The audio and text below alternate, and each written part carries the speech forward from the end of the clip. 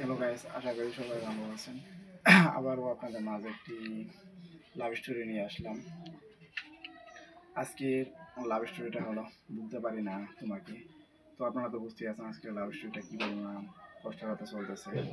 তো একটি মেয়েকে আমি অসম্ভব ভালোবাসতাম, আর আমাদের ভালোবাসাটা হয়েছিল হঠাৎ করে। তো আমরা একদিন শহরে যেতেছি গ্রাম থেকে।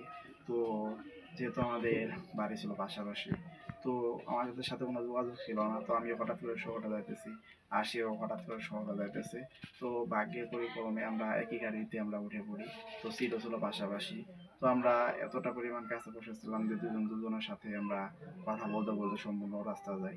তো আমরা শহরে যাওয়ার পর গাড়ি থেকে নামার পর সে আমাকে বলে যাচ্ছে, এখন কই যাবা তুমি? তো আমি বললাম যে আমার এই জায়গায় কিছু কাজ আছে, কাজ শেষ করে আমি 1 ঘন্টার ভিতরে চলে যাব। তো সে আমাকে বলতেছে যে আচ্ছা তাহলে একটু দাঁড়াও, তো আমার কাজ শেষ করি, তো একসাথে চলে যাওয়া যাবে। তো আমি কাজ শেষ করে দাঁড়িয়ে আছি তার জন্য, সেও কাজ শেষ করে চলে আসে। তো একসাথে আবার আমরা বাড়ি থেকে চলে আসি। তো এরই মাঝে এর আগেও তার সাথে আমার অনেক কথা হয়েছে, আর সে আমাকে বুঝতে পারে, আমিও তাকে বুঝতে পারি। তো এরকম ভাবে যে তার সাথে একটা দূরত্ব মানে হয়ে যাবে এটা বুঝতে পারি নাই। তো হঠাৎ করে দেখতে পারলাম সে আমাকে সব জায়গা থেকে ব্লক করেছে। তো সব জায়গা থেকে সে আমাকে ব্লক করে রেখেছে, কোনো জায়গায় আমি আমি নাই। তো সবসময় তাকে আমি খুঁজতেছি কথা বলার জন্য, তো কোনো জায়গায় আমি পাইতেছি না।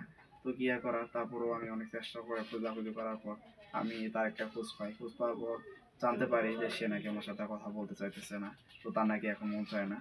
তো আমি বললাম আচ্ছা সমস্যা নেই, মন যখন আছে তাহলে মন না চাড়া তার জোর করে কথা বলা যায় না। তো এটাই বলে আমি ওইখান থেকে চলে আসি। তবে তাকে কোনোভাবে ভুলতে পারতেছি না। আমি যতটা পরিমাণ ভুলতে চেষ্টা করি আর ততটা পরিমাণ তার কাছে যাই, কারণ কোনোভাবেই তাকে আমি বলতে পারতেছি না। তো নানানভাবে চেষ্টা করতেছি, সবসময় আমি তাকে দেখতে পারি। তো আপনারা এতক্ষণ পর্যন্ত যারা আমার লাভ স্টোরিটা শুনলেন তারা সবাই ভালো থাকবেন।